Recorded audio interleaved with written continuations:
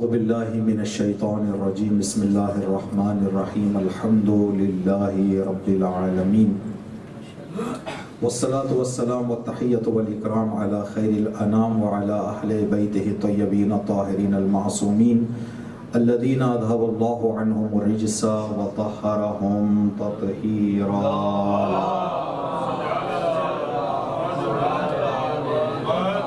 اللہم صل علی فاطمة وابیہا وبعلہا وبنیہا وبسر المستودع فیہا. لعن اللہ قاتلیک یا فاطمہ، لعن اللہ قاتلیک یا فاطمہ، لعن اللہ قاتلیک یا فاطمہ. ایام فاطمیہ سلام اللہ علیہ ہیں. آج 8 جمادی الاولیٰ ہے. آنے والے ایام میں بی بی کی شہادت پہلی روایت کے مطابق ہوگی، جو الحمدللہ الہادی سینٹر میں مجالس کا اہتمام ہے. خدا تبارک تعالی سیدہ کی یاد میں جو فرش عزا بچھائی جائے گی اپنی بارگاہ میں قبول اور منظور فرمائیں، اور مومنین کو شرکت کی اور بی بی کے حق ادا کرنے کی توفیق عطا فرمائیں انشاءاللہ. اس بارگاہ کی خدمتوں کی قبولیت کے لیے اور یہ انشاءاللہ دینی خدمات اسی طرح سے انجام دیتا رہے، اور جو اس کے ذمہ دار اور منتظمین ہیں خدا تبارک تعالیٰ ان کو طول عمر بابرکت عطا کرے انشاءاللہ. اور جہاں کہیں پر بھی ذکر اہل بیت ہو رہا ہے خدا تبارک تعالیٰ سب کے ذکر پرخلوص کو اپنی بارگاہ میں قبول فرمائے. صلوات پڑھ دے محمد و آل محمد. سیدہ کی شہادت کے حوالے سے جو تاریخ میں سلسلہ وار بحث چل رہی ہے، نبی کریم 28 سفر سے لے کر شروعاتی دنوں میں بہت زیادہ حادثات مدینے میں پیش آئے، اس کے بعد تھوڑا سا فاصلے دیکھنے کو ملے. آج کی جو بحث ہے اور جو انشاءاللہ وقت میں جو بحث آپ کے خدمت میں پیش کریں گے، تقریباً 80 سے 90% بحث آج کی مصائب کی شکل میں ہے. اس لیے کہ گزشتہ ہفتے جہاں پر ہم نے روکا تھا وہ یہ تھا کہ در سیدہ پر آ کر آگ لگائی گئی. اب اس کے بعد کے جو مرحلے ہیں شاید دل والوں کے لیے سنبھالنا مشکل ہے، اور ان کو بتانا بھی جو ہے، پہنچانا بھی سخت ہے. دیکھیں یہ بات آسان ہے، یہ ہم لوگ جانتے ہیں، مردوں کے مشکلوں کو سمجھنا آسان ہے، لیکن خواتین پر جو مصیبتیں گزرتی ہیں نا، اس کو ایک غیرت دار انسان، ہماری طرف ایک حادثہ پیش آیا ملک کے اعتبار سے، کچھ جو قانون ہیں ہمارے ملک کے، اس مسئلے میں کچھ لڑکوں کو پولیس نے جو ہے گرفتاری کا وارنٹ جاری کر دیا، تو وہ لڑکے چھپ گئے تھے. تو بار بار آ کے وہ وارننگ دے رہی تھی پولیس کے جو ہے لڑکوں کو باہر بھیج دیں ورنہ ہم گھروں میں گھس جائیں گے. تو بہت سارے لوگوں نے کہا کہ بھائی جس نے جرم کیا وہ باہر نکل جائے، کیوں گھروں میں چھپے ہوئے ہیں. ایک حد تک جو ہے 8 دن 10 دن تک پولیس سے کہتی رہی. جب نتیجہ نہیں ملا تو وہ اندر جا کر جو ہے کچھ خواتین کے ساتھ زبردستی کرنے لگے کہ اپنے بچوں کو دو. تو اب تک جو لوگ یہ کہہ رہے تھے کہ بھئی مسئلہ ان کا ہے، وہ لوگ راستوں میں نکل گئے. کہا کہ اب تک بات مردوں کی تھی، ہم برداشت کر گئے، جب عورتوں پہ بات آ جائے تو ہم سے برداشت نہیں ہوگی. تو مخصوصاً ایک اہل بیت کا چاہنے والا عورتوں پر ظلم کبھی نہیں دیکھتا، اور یہ کائنات کی سب سے عظیم خاتون پر جو ستم ہوئے ہیں. ٹھیک ہے، انشاءاللہ آج جو سلسلہ ہے 5 ربیع الاول بی بی کے گھر کو آگ لگائی گئی ہے. آگ لگانے کے بعد تاریخ میں جو لکھا ہوا ہے، عربی میں عصر کہتے ہیں نچوڑنے کو. ٹھیک ہے، اسرا فلان فاطمہ خلف الباب، ایک ظالم نے فاطمہ کو دروازے کے پیچھے سے دبا دیا. دروازہ کوئی سادہ دروازہ نہیں تھا، جلتا ہوا دروازہ تھا، اور اس دور میں دروازے کے اندر جو ہے بڑی بڑی سے کیلیں استعمال ہوتی تھیں. یہیں پر لکھا ہوا ہے وَنَبَتَ مِسْمَارُ الْبَابِ فِي صَدْرِهَا، دروازے کی کیل فاطمہ زہرا کے پہلو میں پیوست ہو گئی. اب اس ماحول میں بیوی کیا بیان کرے؟ جو بیان بیوی کا ہے، یا ابتا یا رسول اللہ، اے میرے بابا جان، ابنتو کا فاطمہ تضرب، بابا آپ کی بیٹی اس طرح سے مظلومانہ مورد ستم قرار پا رہی ہے، بابا آپ دیکھیے میرے ساتھ کیا کیا جا رہا ہے۔ دروازہ بیوی پر گرایا گیا، سیدہ دیوار کے سہارے بیٹھی ہوئی تھیں، ظالم ساتھیوں کو لے کر اندر داخل ہو گئے۔ جب بیوی وہاں پر امیر المومنین کی طرفداری میں آواز اٹھاتی تھی، ایک ملعون خالد بن ولید، اس نے دیکھا کہ جب بیوی زیادہ وہاں پر چیخ و پکار کر رہی ہیں تو اس نے تلوار نکال کے فاطمہ پر حملہ کرنے کا ارادہ کیا۔ گھر کے دروازے کے پیچھے فاطمہ زہرا بیٹھی ہوئی ہیں، شکستہ پہلو ہے اور وہ مسائل ہو چکے ہیں جو بیوی کے پر ستم۔ خالد نے تلوار نکال کر فاطمہ پر حملہ کرنا چاہا، جیسے ہی امیر المومنین کی نگاہ پڑی، امیر المومنین نے ذوالفقار اٹھا لی۔ جیسے ہی علی کے ہاتھ میں، ابھی تک امام صبر سے کام لے رہے تھے، شاید انہوں نے سوچا کہ یہ مسئلہ بھی علی خاموشی سے برداشت کر لیں گے۔ جب امیر المؤمنین نے ذوالفقار اٹھا لی تو خالد کے ہاتھ سے تلوار گر گئی، خاموش رہ گیا، ارادے سے پیچھے ہٹ گیا۔ آپ اسی مسئلے کا اندازہ لگائیں کہ ایک غیرت دار مرد کے سامنے اس کی گھر والی پر حملہ کرنے کا ارادہ کیا جائے۔ جب اس سارے ظلم کو دیکھا جو اس سرپرستی میں جس کی یہ لوگ آئے ہوئے تھے، خلیفہ دوم علی نے، مولا امیر المومنین نے گریبان پکڑ کر ایسا زمین پر پٹکا کہ کسی کے میں جرأت نہیں تھی، یہ سمجھ گئے کہ علی میں وہ خیبر کا جلال آ گیا، وہ خندق کا جلال آ گیا۔ کوئی آگے آنے کے لیے تیار نہیں ہو رہا تھا، قریب آنے کے لیے تیار نہیں ہو رہا تھا۔ امام نے زمین پر پٹک کر کہا، امیر المومنین نے، اگر رسول اللہ کا میرے ساتھ وعدہ نہ ہوتا تو تیرے اس گھر میں داخل ہونے کی جرأت کا جواب دیتا، اور جان لے گھر کے اندر تو آ گیا، زندہ واپس نہ جاتا۔ لیکن میں کیا کروں، میرے سامنے خدا کا وعدہ آیا ہوا ہے، نبی کا وعدہ ہے، جس وعدے کے مد نظر مجھے بہت سارے کڑوے گھونٹ صبر کے پینے پڑ رہے ہیں، میں تجھے آزاد کر رہا ہوں، تجھے چھوڑ رہا ہوں۔ جیسے ہی باہر تھوڑا سا آزاد ہوا تو یہی بات ہے، جب امام نے کہہ دیا کہ میرے سامنے ایک وعدہ درمیان میں آ رہا ہے، خلیفہ دوم کے جو طرفدار تھے ننگی تلواریں لے کر فاطمہ زہرا کے گھر میں داخل ہو گئے۔ امیر المومنین کے سر پر تلواریں رکھی گئیں، امام سے کہا گیا کہ آپ باہر ہمارے ساتھ آئیں دربار میں، مسجد میں، تاکہ بیعت کریں۔ امام نے فرمایا کہ میں نہیں آؤں گا، میں جس بیعت کو تم میرے سے لینا چاہ رہے ہو وہ بیعت میں نہیں کروں گا۔ اب یہاں خلیفہ دوم کے حکم سے رسی لائی گئی، علی ابن ابی طالب کے گلے میں رسی باندھ کر زبردستی گھر سے مسجد کی طرف کھینچ کر لے جایا جا رہا تھا۔ جب بی بی نے یہ منظر دیکھا کہ امیر المومنین کو رسی گلے میں ڈال کر کھینچ کر لے جایا جا رہا ہے تو آپ نے رکاوٹ ڈال دی۔ کہتے ہیں کہ بی بی نے، عرب لوگ جو ہے کمر پر ایک کپڑا باندھا کرتے تھے، چاہے وہ کرتے کو ٹائٹ رکھنے کے لیے یا تلوار وغیرہ اپنی حائل کرنے کے لیے، جو کمر بند تھا امیر المومنین کا، بی بی نے اس کمر بند پر ہاتھ ڈال دیا اور کہا کہ میں علی کو نہیں چھوڑوں گی، میں علی کو نہیں چھوڑوں گی۔ جب بی بی کا ہاتھ امیر المومنین کے اس کمر بند پہ تھا جس کو بی بی نے پکڑا ہوا تھا، اور اتنا زبردست، اتنا مضبوطی سے پکڑا تھا بی بی نے کہ امیر المومنین کھینچنا چاہ رہے تھے، وہ لوگ آگے نہیں جا رہے تھے، تو خلیفہ دوم نے اپنے غلام خنفس کو اشارہ کیا۔ اس غلام نے تلوار کی مٹھی سے بی بی کے اس حصے پر ایسا حملہ کیا، غلاف شمشیر سے بازو زہرا پر وار کیا، اور خود خلیفہ دوم نے بی بی پر تازیانے برسائے۔ جیسے ہی یہ ستم بی بی نے دیکھا کہ بازو پر شمشیر سے حملہ کیا گیا تازیہ نے، تب بھی بیوی نے ہاتھ نہیں چھوڑا۔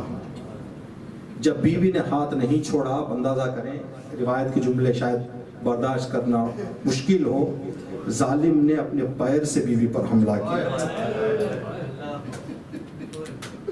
جیسے ہی یہ حملہ ہوا فاطمہ زہرا کی وجود پر، فاطمہ زہرا نے علی کو چھوڑ دیا۔ ابھی رات میں جو مرثیہ پڑھ رہے تھے، میرا محسن نہ رہا، فاطمہ نے یہاں پر کہا تھا، روایت کے آہ یا فضہ، فضہ میری مدد کو آجا فضہ، الیک خدینی فقد واللہ قتل ما فی احشائی من الحمل، فضہ جلد آ جاؤ، اب میرا محسن زندہ، میرا محسن شہید ہو گیا فضہ۔ یعنی جب تک بیوی حق کا مقابلہ دفاع کر سکتی تھی، آپ نے حق کا دفاع کیا، لیکن ایک نبی کی بیٹی اور ایک مظلومہ پر اس طرح سے ظلم۔ مسجد میں انتظار کیا جا رہا تھا کہ امیر المومنین کو لایا جائے گا بیعت کے لیے۔ جب امام پہنچے ہیں تو روایت میں لکھا ہے کہ تاریخ کے اعتبار سے امیر المومنین کے سر پر ننگی تلواریں رکھی گئیں اور یہ کہا جا رہا تھا کہ آپ بھی بیعت کریں۔ 3 لوگوں کا نام لکھا گیا ہے تاریخ میں، خلیفہ دوم خالد بن ولید اور ابو عبیدہ جراح، یہ 3 لوگ تھے جن کی ننگی تلواریں علی کے سر پر تھیں، اور کہا جا رہا تھا علی آپ بیعت کر لیں ورنہ آپ کو یہاں پر زندہ نہیں چھوڑا جائے گا۔ خلیفہ اول نے امیر المومنین سے فرمایا کہ علی آپ دیکھ رہے حالات کیا ہیں، آپ کے پاس بیعت کرنے کے علاوہ کوئی دوسرا راستہ نہیں ہے، بیعت کر لیں۔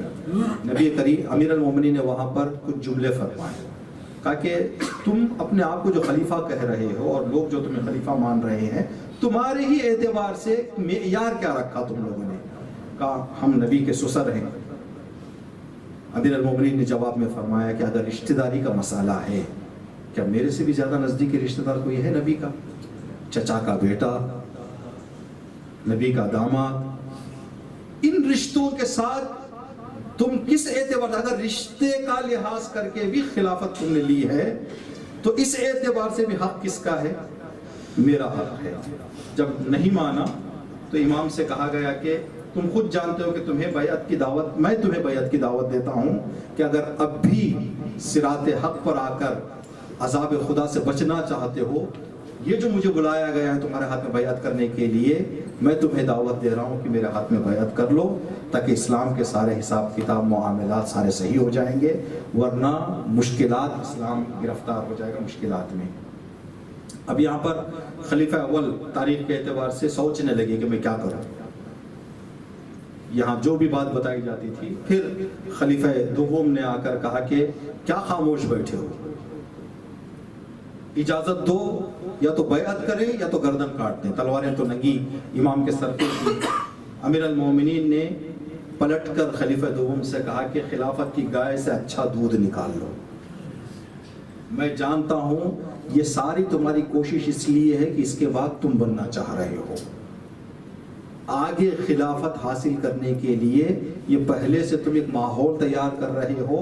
یہ تمہارا اس طرح کی باتیں کرنا اسلام کی ہمدردی اور حق کی طرفداری میں نہیں ہے، یہ کرسی کا نشہ تیرے سر پر چڑھا ہوا ہے جس کی وجہ سے اس طرح کی جملے اور ایسے کام تو کر رہا ہے۔ امیر المومنین نے یہ وہاں پر فرمایا۔ پھر وہاں یہ میرے اور آپ کے لیے اور سب امام کے چاہنے والوں کے لیے امیر المومنین نے ایک آہ بھری آواز میں جملہ فرمایا، اگر چند وفادار صحابی مجھے مل جاتے آج میری یہ نوبت نہ ہوتی۔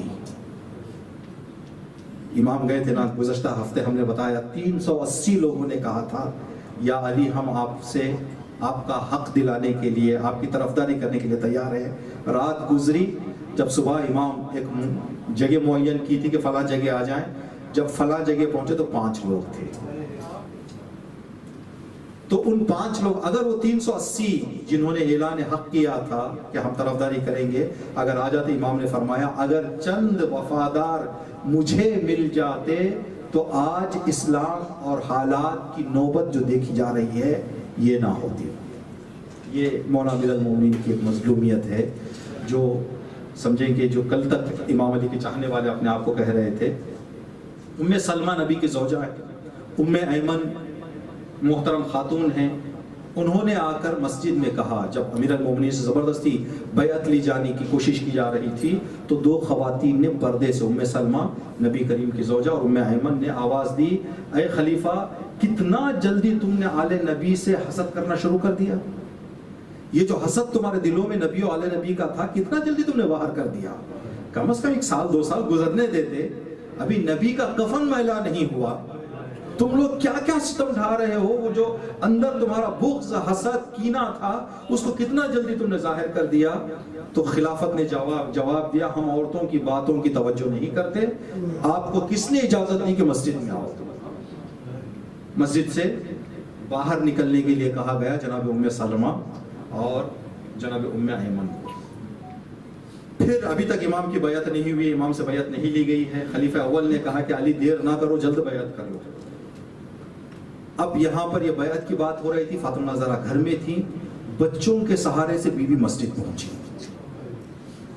تاکہ ولایت کا جان قربان, یعنی جتنا فاطمہ زہرا نے غدیر کے لیے مصائب اٹھائے ہیں ولایت کے لیے, اسی لیے بی بی کا جو لقب دیا گیا ہے ولایت کی پہلی شہیدہ.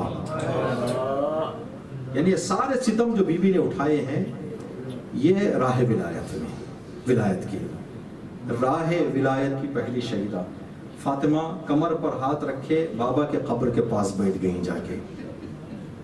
جب دیکھا امیر المومنین سے زبردستی بیعت لانے کی کوشش کی جا رہی ہے تو بی بی نے نبی کی قبر سے آواز دی, فریاد کی بلند آواز میں, علی کو چھوڑ دو ورنہ اپنے بہل پریشان کر دوں گی, اپنے سر سے چادر نکال دوں گی بابا کی قبر پہ. جلد علی کو چھوڑ دو اور بابا کا کرتا ہاتھ میں لے کر بد دعا کروں گی, کوئی دنیا میں نہیں بچے گا, کوئی دنیا میں نہیں بچے گا. میں بابا کا کرتا ہاتھ میں لے کر بال پریشان کر کے اپنی بابا کی قبر پر بد دعا کروں گی, علی کو رہا کر دو. جیسے ہی یہ جملہ بی بی نے فرمایا مولا امیر المومنین کو رہا کر دیا گیا. بی بی نے ہاتھ اٹھا کر دعا کرنا چاہی. تاریخ کے جملے ہیں, بہار الانوار میں لکھا علامہ مجلسی نے, مسجد میں زلزلہ آ گیا. صرف بی بی نے فرمایا تھا کہ اپنے سر کے بال کھول دوں گی, بابا کا کرتا لے کے بد دعا کر دوں گی. اب یہ جملے کہے تھے بی بی نے, مسجد میں زلزلہ آ گیا. خلیفہ اور سارے لوگ ڈر کے کانپنے لگے کہ یہ کیا ہو رہا ہے, یہ کیا مسئلہ ہے. خلیفہ نے یہ منظر دیکھ کر کہا کہ علی کے سر سے تلواروں کو ہٹا دو, علی کے اطراف سے جگہ کو خالی کر دو, کوئی علی کے سامنے نہ جائے. انہوں نے کہا کہ جب تک فاطمہ زہرا زندہ ہیں امامت پر کوئی آگ آنے والی نہیں ہے. اس لیے کہ فاطمہ اس حد تک ولایت کا دفاع کرنے کے لیے میدان میں اتر گئی ہیں, اس حد تک حق نبی کی سچی خلافت کے حوالے سے قدم اٹھانے کے لیے بی بی تیار ہو گئی ہیں. تو اب ہمارے لیے کوئی خطرہ ولایت کے لیے اور امامت کے لیے خطرہ نہیں رہے گا. اب یہاں سے آپ کی خدمت میں عرض کریں کہ جو ہے مولا امیر المومنین کے سر سے تلواروں کو ہٹایا گیا.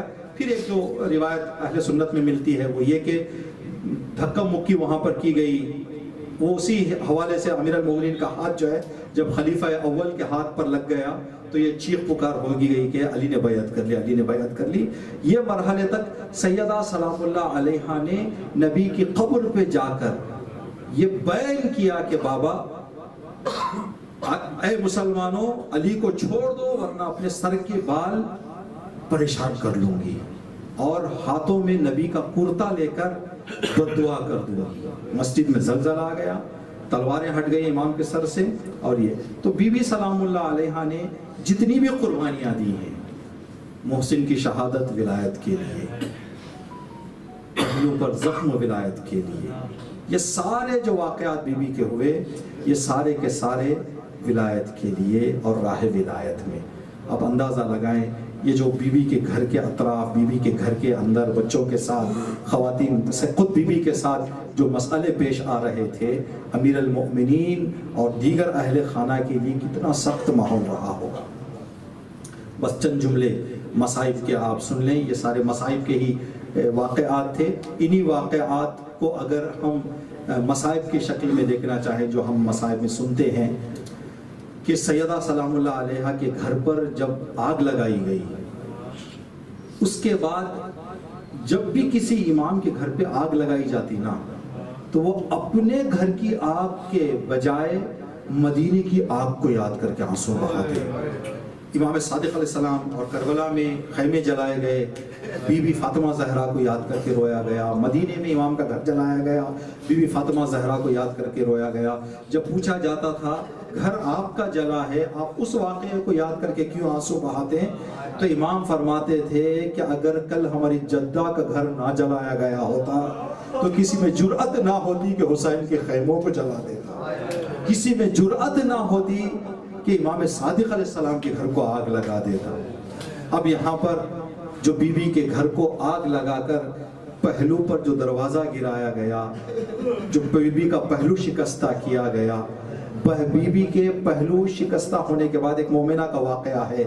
کہتے ہیں کہ انسان کے بدن کا سب سے نازک حصہ جہاں پر زخم لگ جائے تو انسان کا سکون و چین اٹھ جاتا ہے، وہ کمر ہے. اللہ نہ کرے کسی کی کمر پر چوٹ آ جائے.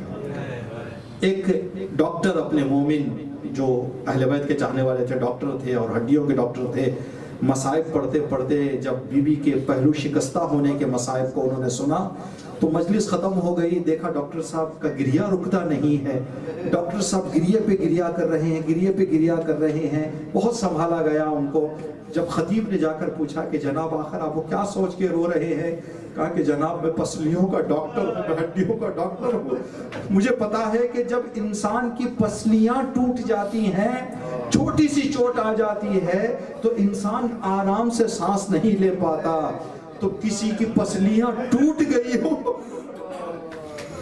تو کس طرح سے. ایک اور واقعہ اسی حوالے سے ملتا ہے. چھٹے امام کے زمانے میں امام اپنے اصحاب کے ساتھ بیٹھے ہوئے تھے. امام نے دیکھا کہ ایک مومنہ کو حکومت گرفتار کر کے لے جا رہی ہے. امام دوڑ کر گئے مسجد میں، 2 رکعت نماز حاجت پڑھی امام نے اور اللہ کی بارگاہ میں ہاتھوں کو اٹھا کر فرمایا خدایا یہ ایک مومنہ ہے، یہ ایک ہماری چاہنے والی ہے، حکومت نے اس کو گرفتار کر لیا ہے، تجھے امام صادق کی عظمت کا واسطہ میرے خدا اس مومنہ کو جلد رہا کر دے. امام کی نماز ختم ہوئی، دیکھا کہ آزاد ہو کر مومنہ دربار سے باہر آ رہی ہیں. امام نے طلب کیا مومنہ آخر تجھ سے کیا سرزد ہو گیا تھا جس کی وجہ سے حکومت نے تجھے گرفتار کر کے قید میں ڈالنے کا ارادہ کیا. کہا مولا میں چل رہی تھی راستہ، اچانک میرا کپڑا میرے پیروں پر آ کر زمین پر گر گئی. زمین پر ایک چھوٹا سا کنکر تھا جو میری پسلی پر لگ گیا. کچھ دیر کے لیے میری سانس رک گئی تھی درد پہلو سے. جیسے ہی یہ درد کا مجھے احساس ہوا نا، خود میں نے احساس کیا تو میرے زبان سے نکلا خدا لعنت کرے فاطمہ کے قاتلوں پر. مجھے ایک چھوٹے سے کنکر کا زخم برداشت نہیں ہو رہا ہے تو فاطمہ زہرا کے پہلو میں جو کیل اندر چلی گئی تھی، بی بی نے کیسے ظالموں نے سن لیا اور مجھے گرفتار کر لیا تھا. میں کہوں گا اے مومنہ تو نے صرف دیکھا اور سنا، ایک پر درد پہلو کا تو نے احساس کیا تو میری زبان سے یہ جملے نکل گئے ہماری جان قربان کائنات کے سب سے پہلے مظلوم علی ابن مولا نے دفن کرتے ہوئے سیدہ سے فرمایا سیدہ آپ نے مجھ سے بڑے مسائل چھپائے. الا لعنت اللہ علی القوم الظالمین سيعلم الذين ظلموا أي منقلب ينقلبون. لعن الله قاتليك يا فاطمة، لعن الله قاتليك يا فاطمة، لعن الله قاتليك يا فاطمة. ماتم حسین.